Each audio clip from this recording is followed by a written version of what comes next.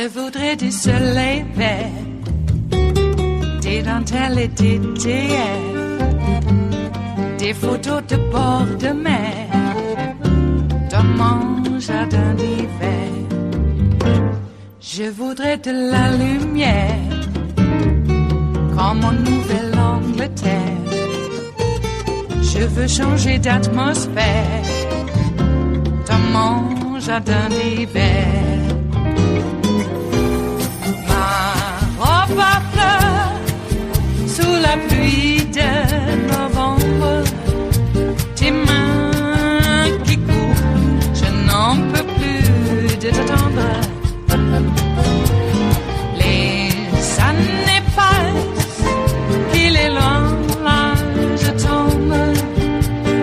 Nul ne peut nous entendre.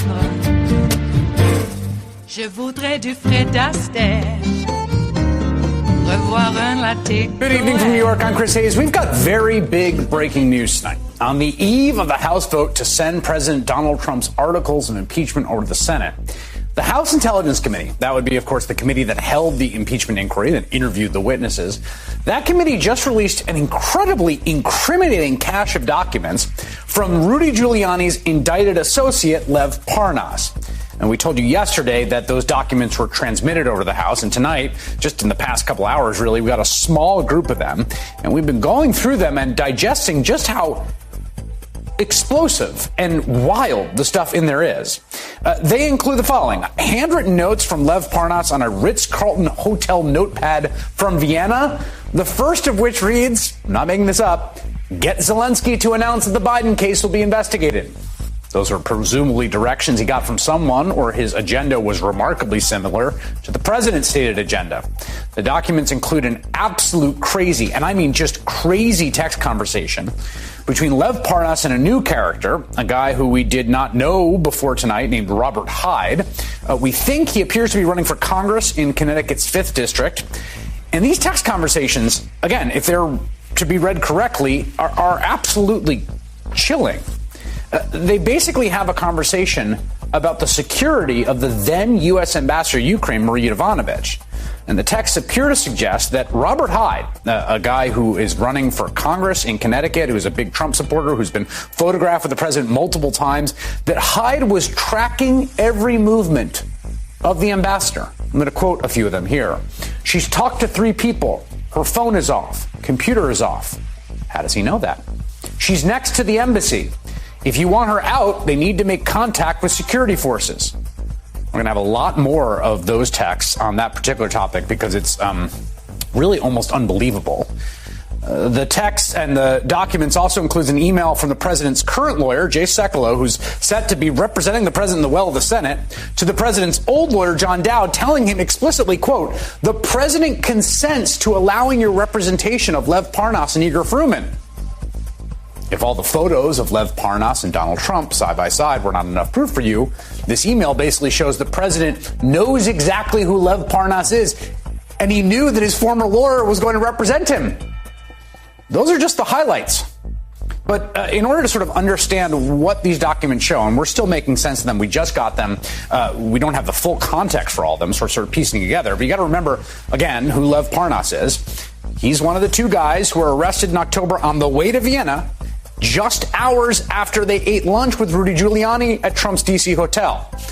Parnas and his associate Igor Fruman were charged with working to get the U.S. ambassador to Ukraine, Marie Yovanovitch, removed, partly through illegal campaign donations.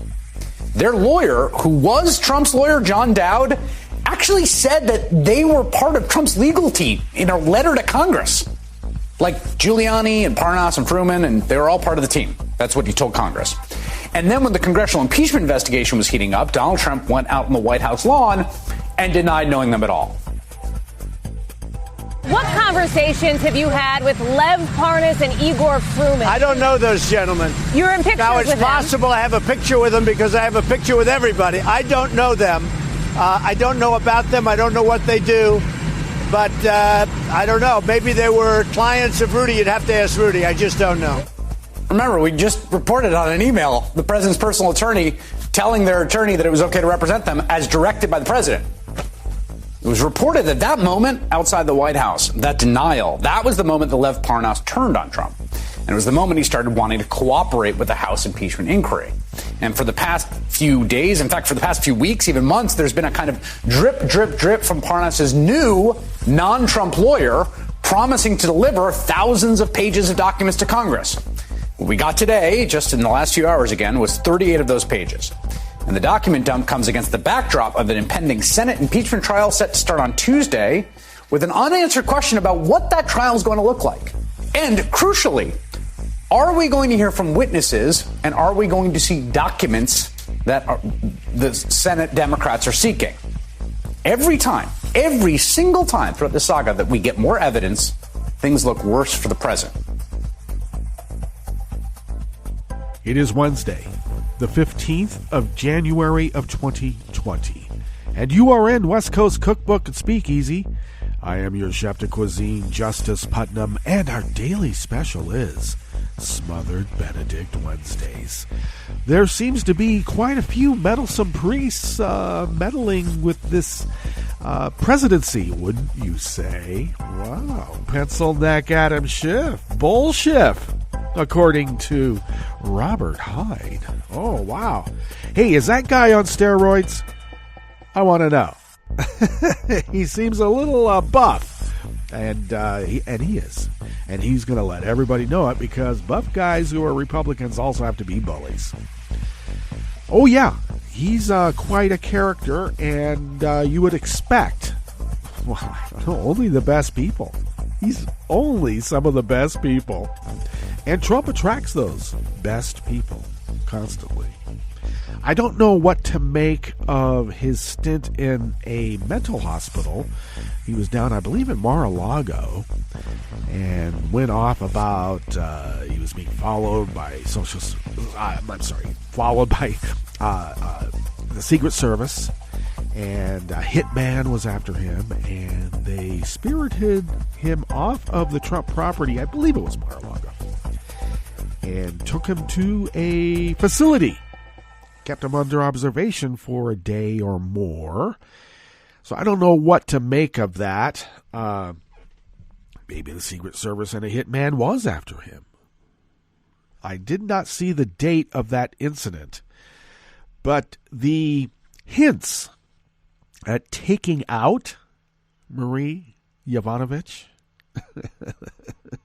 taking her out, I really think takeout doesn't mean Chinese food. I mean something convenient, like a convenient polonium poisoning or a convenient fatal mugging or the ever popular convenient 5-story fall. Those are very convenient. Ancillary to that, I should mention that the Spanish correspondent for Sputnik had one of those convenient 5-story falls the day before yesterday. I haven't heard any more news about that, but it was very convenient. I'm just curious what the Spanish correspondent at Sputnik knew that, he had to have something convenient happen to him. And these conveniences happen all the time when you're dealing with Vlad.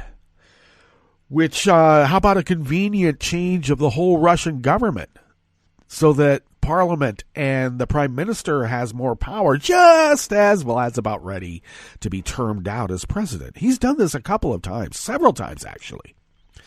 Move from the presidency to Prime Minister, back to the presidency, then back to the Parliament and some leadership that leads the whole country, that capacity, then back to president. Now he's going to go back to Parliament again. So that's one way to do it. And Trump always jokes about, I don't know, why should I be limited to just 2 terms? Well, I'll tell you why you're limited to 2 terms. Because Franklin Delano Roosevelt was a great president and loved. And the powers that be, and we know who they are. We know exactly who they are. Those powers that be determined we won't let that ever happen again. And it hasn't. Because we would have Barack Obama as president at this very moment. if we didn't have the president termed out. On the other hand, I suppose we might not have ever gotten a Barack Obama if we were, I don't know, siloed into having our voter list purged of all those who might be the children of FDR voters, just to make sure that those people don't vote. Oh, boy, they can't win by playing fair, and they never have. They got to cheat. And this whole criminal endeavor is for some crass BS Oppo research. One could make the medical diagnosis that there is something mentally deficient about Trump if he's willing to sell out America, start World War III, all to dig up dirt on Joe Biden or cover up that he's been digging dirt on Joe Biden. There's something definitely mental about that. And I can just surmise, I'll just presume, that Trump is not taking care of himself, well, as Marshawn Lynch said that you should. You got to take care of your body, you got to take care of your mentals, and you got to take care of your chicken. And Trump has not done any of those. Not one. Well, what's on the rest of the menu here in the Bistro Cafe at West Coast Cookbook and Speakeasy? Well, of course, that was at the top. That was a breakdown on the incredibly incriminating trove of documents from Lev Parnas, and that was broken down. And we're going to be hearing a lot more of that. Oh, I should mention, yes, the House does meet today to vote to send over the articles of impeachment right when we get all of this, what is it called again? An incredibly incriminating trove of documents. Does he have a defense for that? Are they going to be able to vote to dismiss so soon? You know they are still figuring on doing it that way. You know they are. On the rest of the menu, the Florida GOP altered an anti-white supremacy bill after an anti-immigrant group said it is racist to whites. Oh, yeah. The old, you're the racist, I'm not the racist strategy. We all love that one. An appeals court once again blocked the Wisconsin GOP from purging over 200,000 from the voter rolls. They never stop. Rust never sleeps. And the Seattle City Council passed campaign finance curbs on foreign influenced firms. Yeah, apparently any major corporation that has more than 5% of foreign ownership will not be able to donate to any campaigns. After the break, we move to the chef's table where El Salvador's top Anglican bishop urged the U.S. to not deport his son back to the gang-ravaged country where he will be killed. And Iranian social media posts call for a fifth day of protests. All that and more on West Coast Cookbook and Speakeasy. Bon appétit.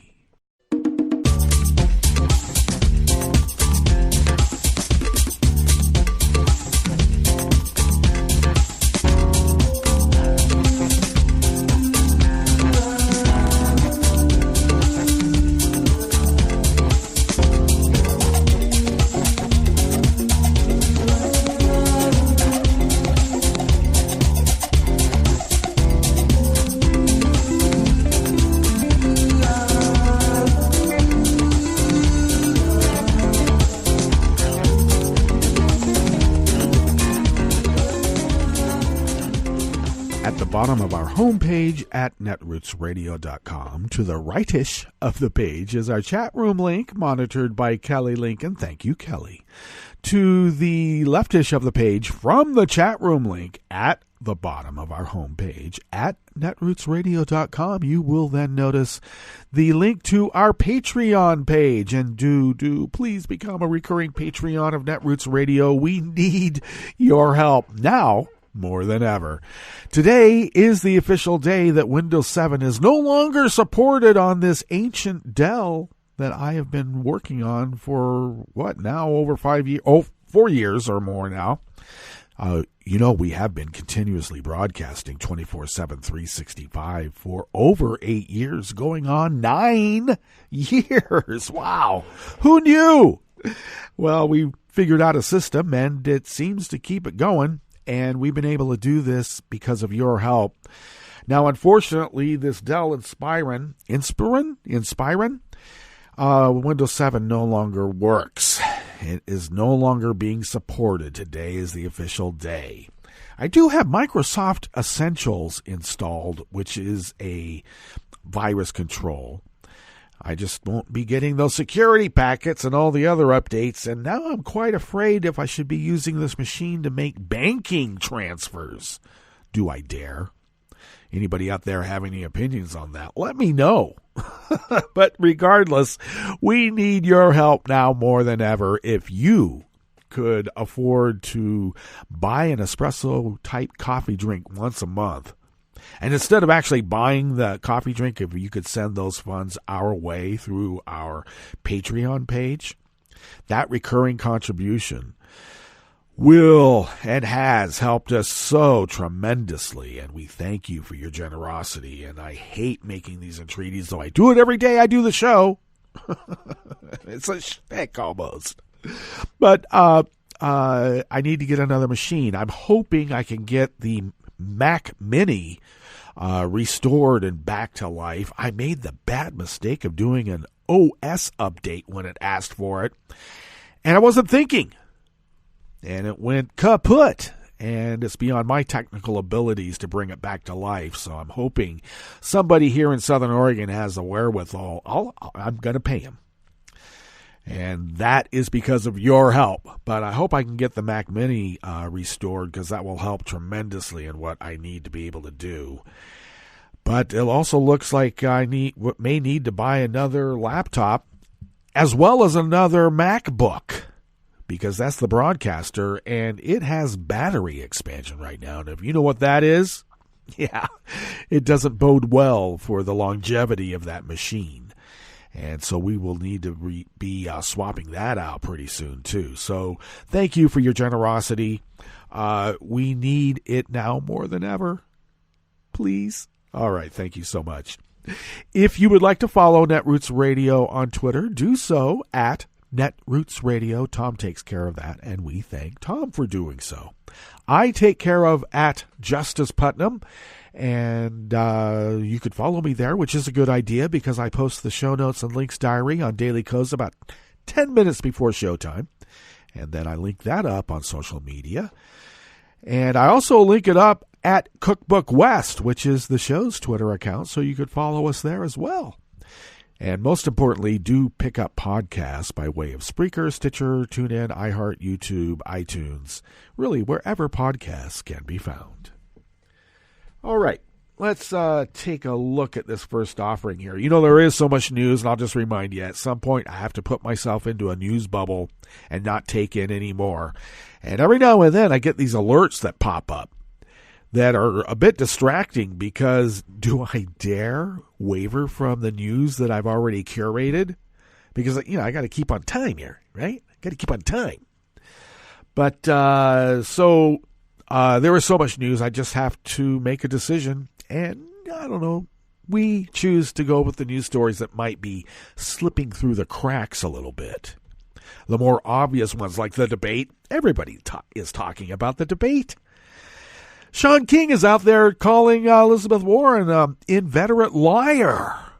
How dare she confront Bernie Sanders, who has done so much? Well, you know, I'm still not made a decision about any of these candidates. And I keep getting asked, what about Bernie? Well, I do like Bernie. But let's see if he can win more than just a few caucuses. Because last time he lost a bunch of primaries and they blamed it on Hillary. and the DNC. Look, he was winning great in the caucuses, which, we all know what those are and how they're constructed for a particular result. We know how that works. But he didn't win the primaries. So if he can win some primaries, well then, I'll make a judgment on who I want. But usually now I like to wait until it all shakes out.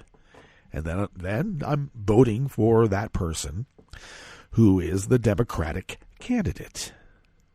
Yeah. All right.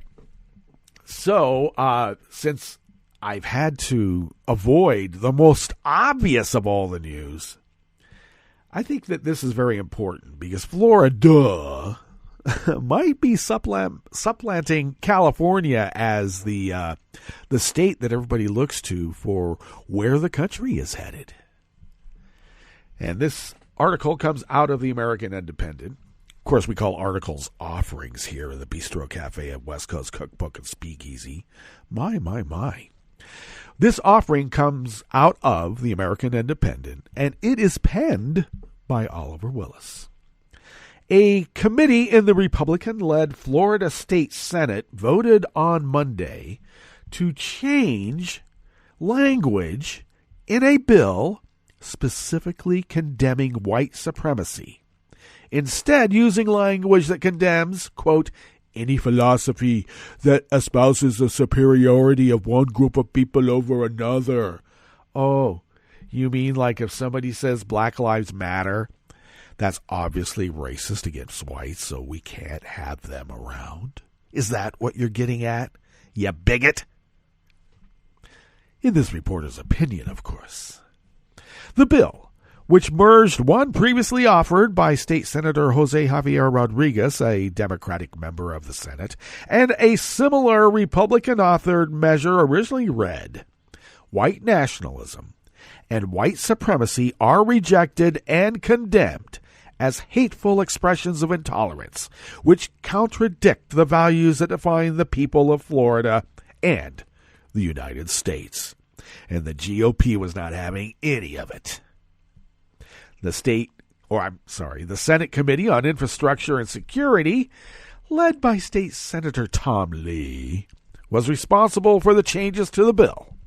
Speaking from the chamber, Lee said the committee, quote, wanted to make sure we didn't single out one specific form of hate speech when we know there's things going on from anti-Semitism in New York to incel groups in Tallahassee. And so we just didn't want to elevate anybody's status at the expense of not acknowledging that we denounce all of this. Do you now? The vote came minutes after the committee heard testimony from David Colquette of the anti-immigrant group Floridians for Immigration Enforcement, an offshoot of the Federation of American Immigration Reform, which has been designated as a hate group by the Southern Poverty Law Center. The resolution is racist, divisive, has no societal benefit, and is a golden opportunity for liberals to smear those who advocate for immigration enforcement, Colquette said. You know, the whole immigration argument is racist. And they always say, oh, no, it's not racist. We don't want even white people coming here. Yes, you do. How many Russian anchor babies are in Florida right now buying up Trump properties at overpriced sell points? Huh?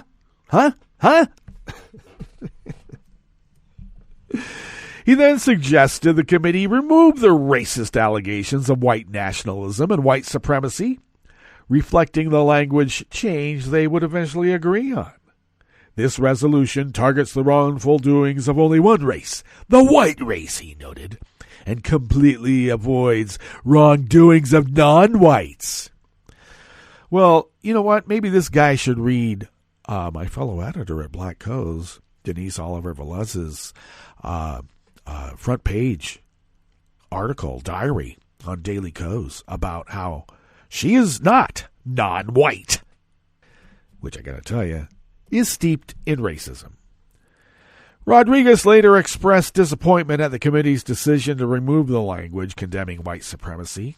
I was dismayed they took white supremacy out of the resolution, he told the Miami New Times, citing a shooting in El Paso last year that killed 22 people and was carried out by an avowed white nationalist, which prompted him to introduce the bill. Rodriguez added, "We know what's causing these attacks. I don't know why we would shy away from saying that white supremacy is what's motivating us as a legislator to act here." Well, I'll tell you why. Because you got white supremacists voting down every reasonable curb on their violent eliminationist behavior. Maybe we need a purge.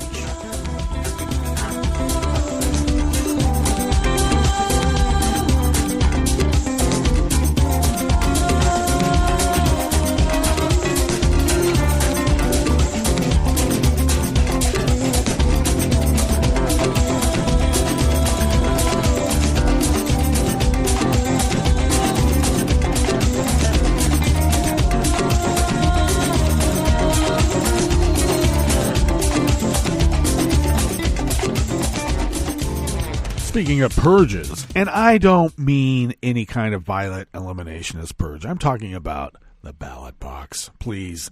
This is a representative democracy. This is America still, no matter how much they would really like to give the president a scepter and a crown. You know that's what the Republicans have been working for. Well, those Whigs back in the day, who were probably British loyalists, Let's be clear. All right. This next offering here on the Bistro Cafe is brought to us by anonymous worker bees at the Associated Press. A Wisconsin appeals court put on hold an order to immediately remove up to 2,009 names from the state's voter registration rolls, handing Democrats who had fought the move a victory in the battleground state. The appeals court sided with the bipartisan State Elections Commission in putting the brakes on removing any voters while the court fight continues. It also put on hold a ruling from Monday in which a judge, yes, a Federalist Society judge, by the way, found the commission and its 3 Democratic members in contempt for not proceeding with removing the voters. It wasn't enough to say, oh, no, you have to purge these voters, but he wanted to throw the Democratic members on the Election Commission in jail. The orders came as the commission was meeting in a closed session with attorneys from the State Department of Justice to discuss the case. A conservative law firm that brought the case, the Wisconsin Institute for Law and Liberty, had wanted the purge to happen immediately, even though the Elections Commission raised concerns about the accuracy of data used to identify voters who would have their registrations deactivated. Sounds like a Chris Kobach strategy. I wonder if he's involved in this in any fashion. The law firm's president, Rick Essenberg, that guy, didn't directly address the court's order in a statement. "What is true yesterday is true today," he said. "The Wisconsin Election Commission is not following state law, and we look forward to making the case in the Court of Appeals."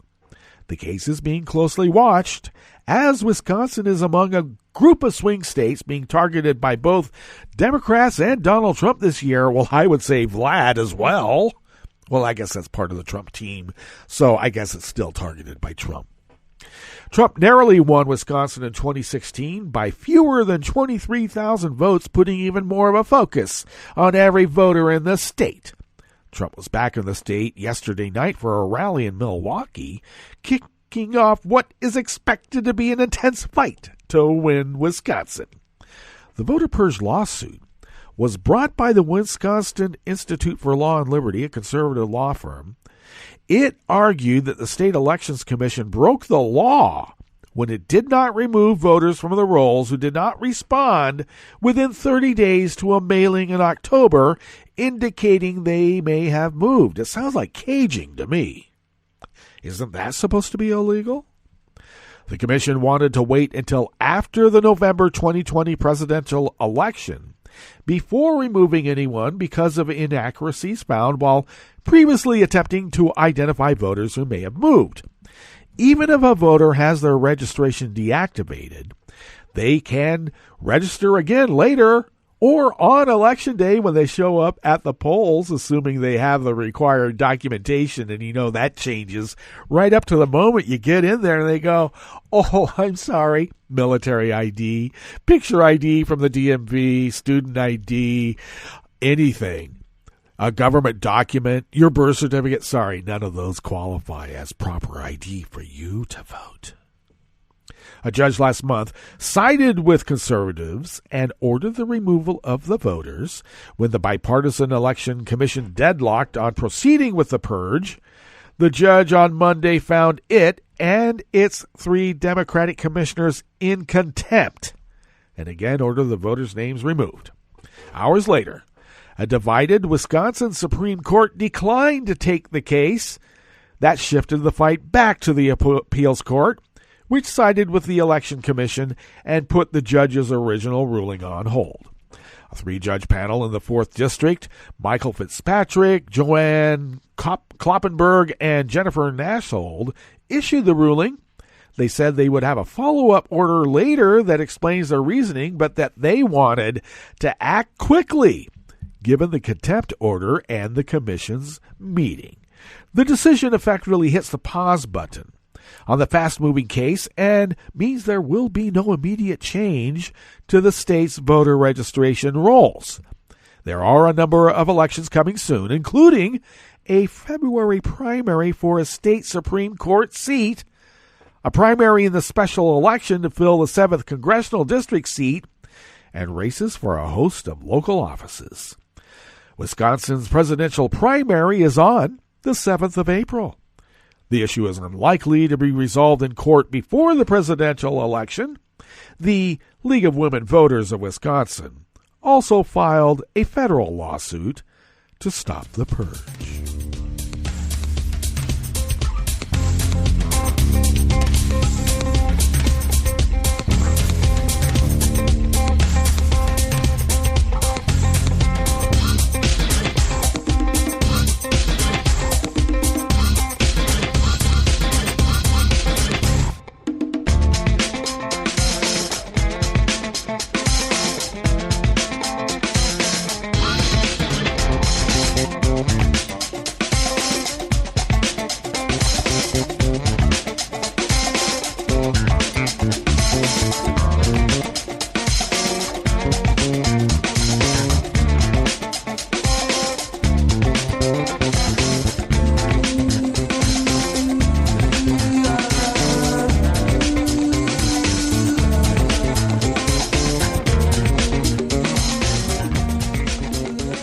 Greg Scruggs of Reuters brings us this final offering here in the Bistro Cafe of West Coast Cookbook and Speakeasy, Smothered Benedict Wednesdays.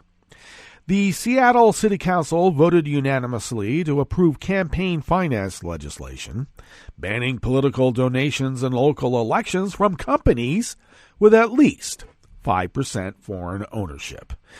The Clean Campaigns Act makes Seattle the largest city with such a ban, following St. Petersburg, Florida, which passed a similar ordinance in 2017. Seattle's move is widely viewed as an effort to curb online retailer Amazon.com Inc., the city's largest employer, which has flexed its political muscle the past 2 years. At least 9% of Amazon's stock is owned by foreign investors. Amazon poured a record $1.5 million into a political action committee run by the Seattle Metropolitan Chamber of Commerce to back a slate of candidates viewed as pro-business in the November council elections. Only 2 of 7 candidates endorsed by the PAC won. A spokesman for Amazon, which has been butting heads with the city for 2 years over attempts to levy more taxes on large employers, including Amazon, has declined to comment. I should add, if you're a freelancer, you got to file your taxes quarterly. And you think, wow, man, I made some money. And then you find out when you're filing your taxes quarterly, you haven't made any money. And Amazon pays 0 in taxes. 0. According to a memo prepared by a council analyst, in addition to Amazon At least 6 other companies that were among the top 20 corporate contributors to PACs during the 2019 election cycle are at least 5% foreign-owned.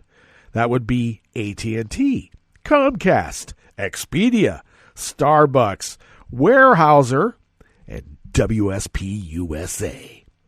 It's disconcerting to see the Seattle City Council pick and choose who gets a voice in local elections and when. The Seattle Chamber of Commerce Chief of Staff Markham McIntyre said, Seattle's law comes a decade after the U.S. Supreme Court struck down limits on political contributions by corporations or unions in the landmark Citizens United case. It doesn't make it look like it's an end run around Citizens United, said Ethan Blevins, an attorney for the conservative Pacific Legal Foundation. Corporate decision-making process and who owns shares are two totally different things, he said. Ron Fine, legal director for the government watchdog Free Speech for the People, which consulted on the bill, denied it was written as a test case to overturn Citizens United. Just like foreign investors have long been prohibited from spending their own money in elections, they should not be allowed to influence a corporation to spend company money to do what they cannot do directly. That bill sets a new model for protecting democratic self-government, Fine concluded. Well, that brings us to our break period, and we better get to our break. So when we get back from that break, we are going to go through weather from around the world, and we are going to finish up with the stories that we have curated for you today. You are listening to West Coast Cookbook and Speakeasy, and we will be right back. You are listening to netrootsradio.com. Please hang up and try again.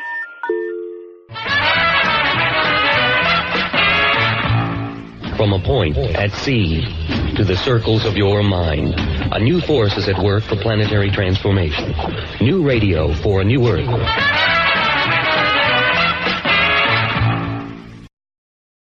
This is Take Two Movie Review. I'm Kim Lowe. This week, A Little Women for Our Times. Given the proliferation of Little Women adaptations, Greta Gerwig's is the latest of at least 10 movies, TV specials, or stage plays of the beloved Louisa May Alcott novel, one could ask, do we really need another? The short answer is yes, especially if it is one as well done as Gerwig's and portrays such a powerful message about women's independence. Starring Saoirse Ronan as the main character Jo, the film is well acted and captures the ambience of the story, even if it takes some liberties with the original source material. Where this adaptation shines, though, is the emphasis on Alcott's theme of women struggling to be independent in the society of the times, the late 19th century, that allowed few options. As Meryl Streep's exquisite crusty Aunt March tells Amy, she has to marry well if she wants to save her family. As weird as that sounds now, it was indeed true at the time. As Jo discovers, the options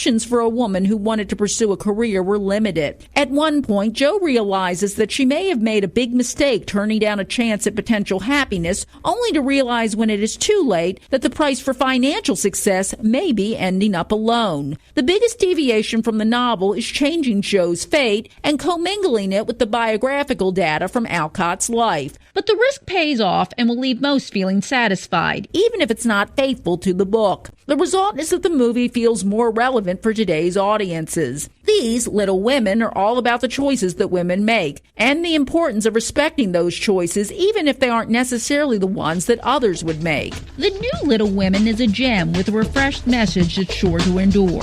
This has been Take Two Movie Review. I'm Kim Lowe. Catch up with us at TakeTwoMovieReview.com and feed us back on our page on YouTube.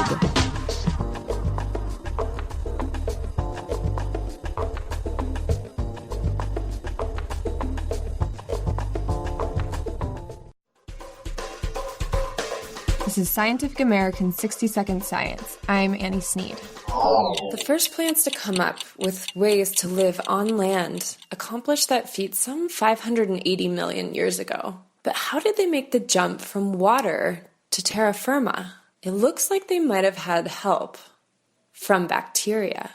To better understand the evolution of land plants, researchers looked at the DNA of two species of algae. Why algae? Well, because land plants evolved from this green goo. For their study, the team focused on a group of algae known to be the closest living relatives of land plants. The scientists compared the genomes of the two algae species to both land plants and other types of algae. The goal? To locate any important genetic similarities. And the researchers actually discovered some significant matches between the algae species and land plants. For example, a gene family called GRAS, G-R-A-S. And we were curious where that particular family came from because it had already been studied before and was known to be important in handling desiccation or dry conditions. Gain Wong, a professor in biological sciences at the University of Alberta in Edmonton, and one of the study leaders. And so when we looked across, we searched for similar genes in all species, every known species that's ever been sequenced. And the only place that they were found beyond algae and land plants was bacteria, and in particular, soil bacteria. And so that's one of the key points to suggest that it was transferred from bacteria. The study was published in the journal Cell. The thinking is that hundreds of millions of years ago, certain algae lived in freshwater that occasionally dried up. The algae then found a new home in mud, which was also home to soil bacteria. And some of the bacterial DNA found its way into the algae, where it took up residence in the algal genome. In this way, the transfer of genes like GRAS, which helps in handling dry conditions, probably played a critical role in allowing plants to survive on land. So unless the only plants you eat are seaweed, you can thank bacteria for giving plants a foothold on the earth. Thanks for listening. For Scientific American's 60-Second Science, I'm Annie Sneed. But Mom! Don't but Mom me. You heard what the doctor said. I'm fine. I just got my bell rung. It's not like I blacked out. You've had headaches, dizzy spells, and you're just not yourself. That's not feeling fine. Come on, I can't miss the game. It's still serious, even if you didn't black out. It's better to miss one game than the whole season. All concussions are serious. Know the warning signs and never let your child return to play before a healthcare professional says it's okay. A message from CDC. Hi, I'm Tom Hartman, and since you're listening to netrootsradio.com, show your progressive side and go to the donate button on the bottom of the homepage. It's progressives like you who power Netroots Radio and keep the progressive message beaming everywhere 24 hours a day. Just go to our donate button at the bottom of netrootsradio.com.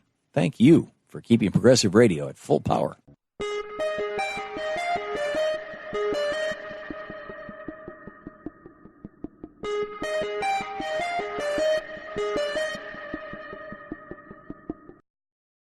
I'm Rick Smith, and this is Labor History in 2.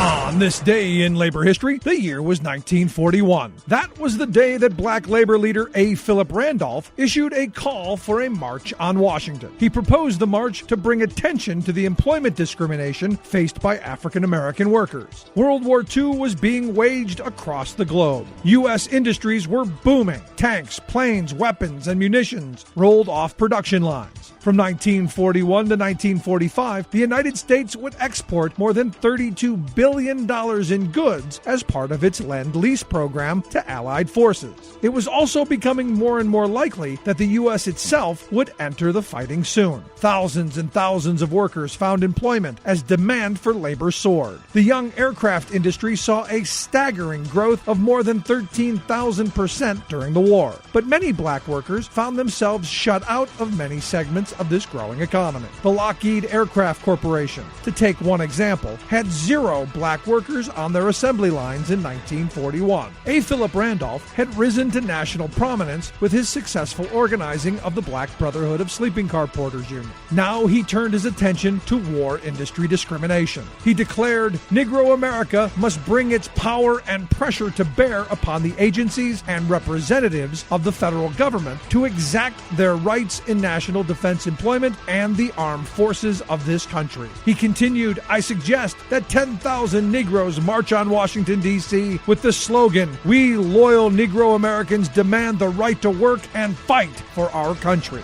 His declaration helped to launch a movement. His call for 10,000 marchers grew to a call for 100,000. The threatened march successfully pressured President Roosevelt to issue an executive order to desegregate war production. Like what you hear? Check out more at laborhistoryin2.com. This is Solidarity News on Radio Labour. This is a Radio Labour report recorded on Wednesday, January 15th, 2020. I'm Mark Boulanger. A major step forward has taken place to ensure the continued success of the Bangladesh Accord on Fire and Building Safety. The accord was implemented after the deaths of 1,200 mostly young women garment workers at the Rana Plaza near Dhaka in 2013. The accord was negotiated by two global unions, Industrial and Uni, with 190 clothing brands. Technical assistance during the negotiation process was provided by the United Nations International Labour Organization, the ILO. An agreement has now been reached to extend the work done by the accord. A transition agreement has been signed by the Accord Steering Committee and the Bangladesh Garment Employers Association. A new, legally binding agreement will be negotiated with the companies. At the core of the agreement will be respect for workers' rights. The ILO, which helped broker the original accord, works with many Asian countries to build cooperation between employers and unions. To foster its work in the region, the ILO organized a conference on how to resolve labor disputes. Dagmar Walter, director of the ILO's Decent Work Team for South Asia and the Country Office for India, was interviewed about the conference. We actually found that it is very timely to focus on this area of work, to really give it a boost and see how we can improve in the different countries in South Asia. And that is really because several of the countries have reformed their labor laws and some are still in the process of doing so. You also want to have a well-functioning dispute resolution system. And hence, given that the countries that we work in are also very much linked to trade and global supply chains, and with transitioning to middle-income country status, this is an important area to bring in the area of governance and human rights, and to actually reinforce industrial labor relations.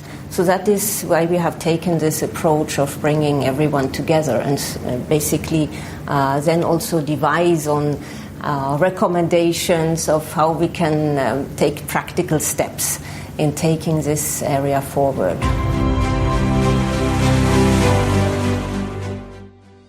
So we have brought together participants from the countries, but not only that, also experts and practitioners in particular from 5 countries.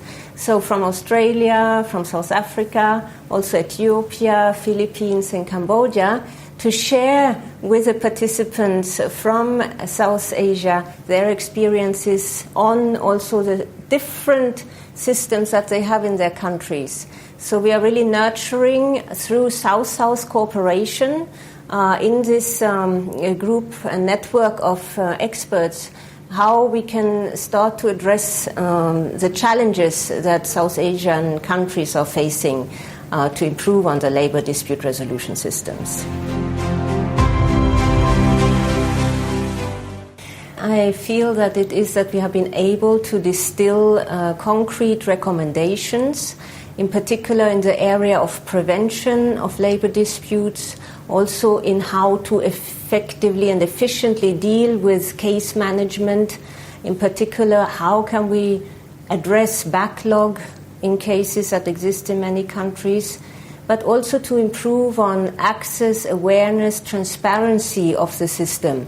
And these practical steps we have put in a guide, or I would say an action plan, that we will now take to the countries themselves and have a larger tripartite discussion, engaged discussion on who actually can be further involved in putting this into place. At the end of the day, much of the dispute resolution can happen at the workplace.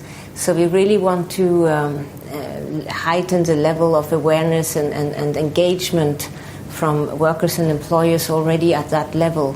And this is what we are going to take forward together. And that's it. International labor news you can use. Thank you for listening. And remember, it's all about global solidarity.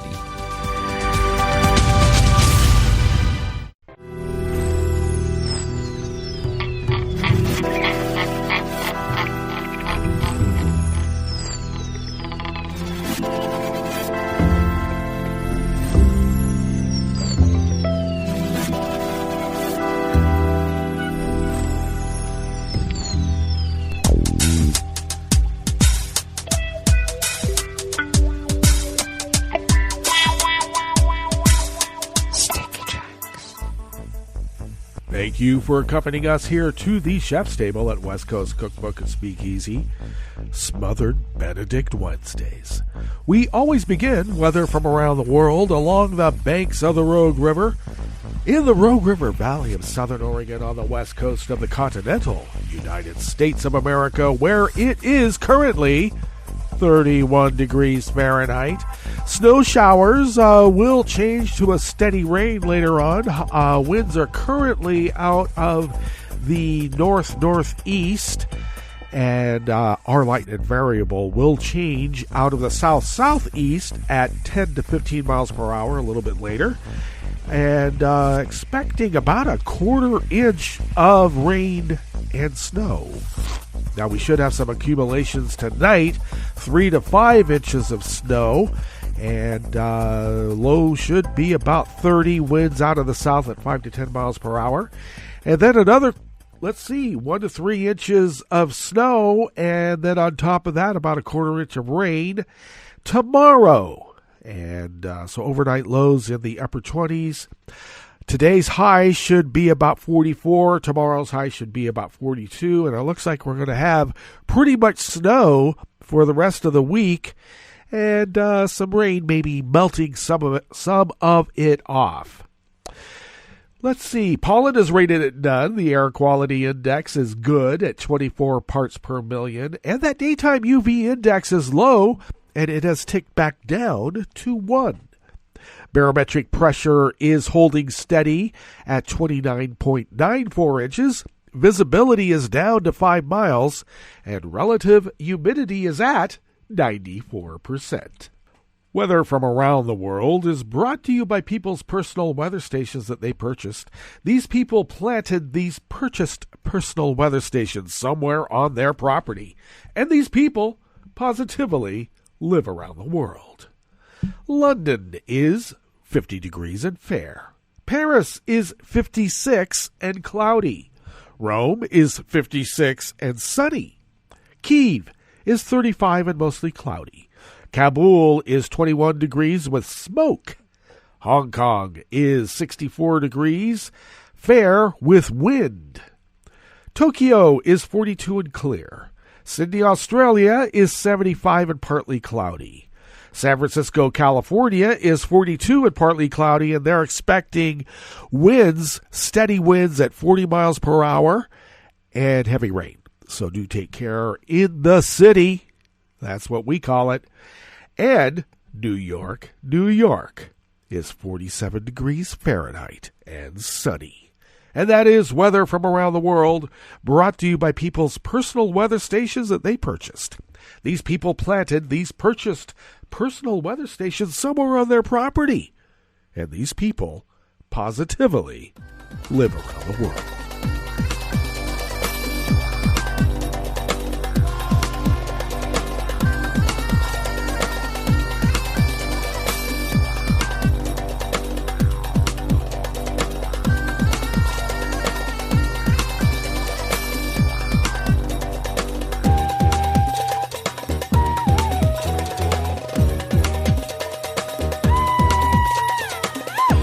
Nelson Rentiera of Reuters brings us this first amuse-bouche here at the chef's table at West Coast Cookbook and Speakeasy, Smothered Benedict Wednesdays. The top Anglican bishop of El Salvador has urged the United States not to deport his son back to the troubled Central American nation, fearing brutal gangs who have threatened to murder the 34-year-old for refusing to work for them. Bishop David Alvarado said his son, Josu Alvarado, hopes to be granted asylum in the United States or Canada. The younger Alvarado is in custody in Ohio.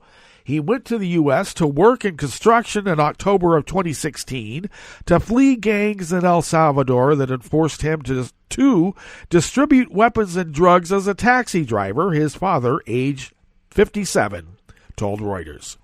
After refusing to continue, he received death threats before filing a complaint with prosecutors. If he returns, the gangs will go after him again, Bishop Alvarado said. He fled because of the threats. His son's U.S. asylum request was denied last month for lack of reasonable fear, according to Department of Homeland Security. Josu Alvarado was arrested while waiting for highway assistance after suffering a flat tire. Police turned him over to ICE because he could not present documents showing he was in the country legally. Even though they've signed deals between the Central American governments and the U.S. that they are safe countries, we know that they are not so safe, the elder Alvarado added, referring to the 2019 agreement to send migrants to seek asylum in Central American nations instead of the U.S. We live here under a structure of violence going back many years because of the gangs, the bishop added.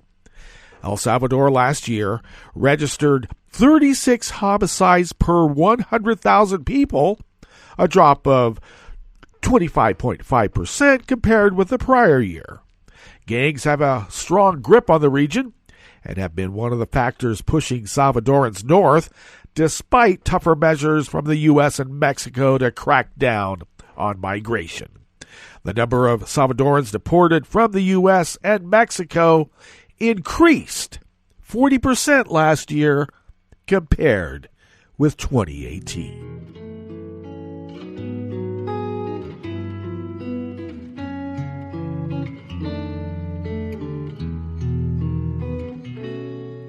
Je te donne c'est mon amour pour la vie entière. La promesse de me trouver à tes genoux.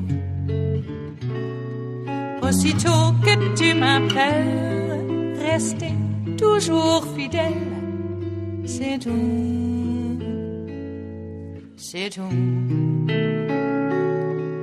Je te donne tous mes printemps, mes étés de mer, mes automnes quand les feuilles tombent partout. Si ce n'est pas une bonne affaire, je te donne tous mes hivers, c'est tout. Anonymous worker bees at Reuters bring us this final amuse-bouche here at the chef's table at West Coast Cookbook and Speakeasy. Iranian social media postings urge citizens to take to the streets for a fifth day today after the admission by authorities that they had accidentally brought down a passenger plane after days of denial stoked public outrage. We are coming to the streets, one posting circulating on social media said, urging people to join nationwide demonstration against a, quote, thieving and corrupt government, end quote. Another post called for protests in the city of Hamadan. Protests with students at the forefront erupted on Saturday when the military said it had shot down a Ukrainian plane in error at a time when the country was on high alert for U.S. reprisals after a tit-for-tat military strikes. Indeed.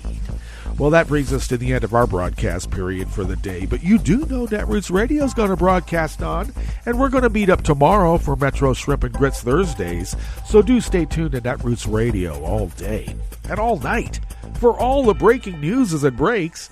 And we'll meet up here tomorrow, right here in West Coast Cookbook and Speakeasy. Bon appetit.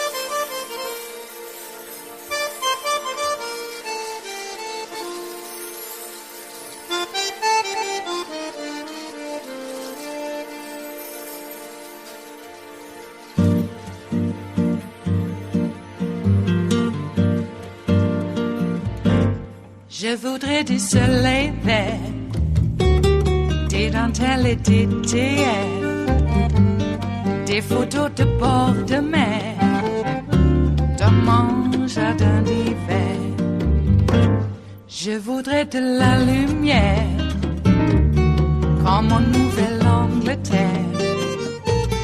Je veux changer d'atmosphère dans mon jardin d'hiver.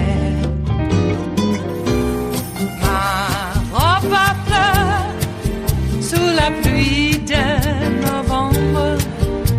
Tes mains qui courent, je n'en peux plus de t'attendre. Les années passent, qu'il est loin, là je tombe. Nul ne peut nous entendre. Je voudrais du Fred Astaire, revoir un latte Goël. Je voudrais toujours te plaire dans mon jardin d'hiver. Je veux déjeuner par terre, comme au long de golfe clair. T'embrasser les yeux ouverts dans mon jardin d'hiver. Ma robe à fleurs sous la pluie de novembre. Tes mains qui courent, je n'en peux plus de t'attendre.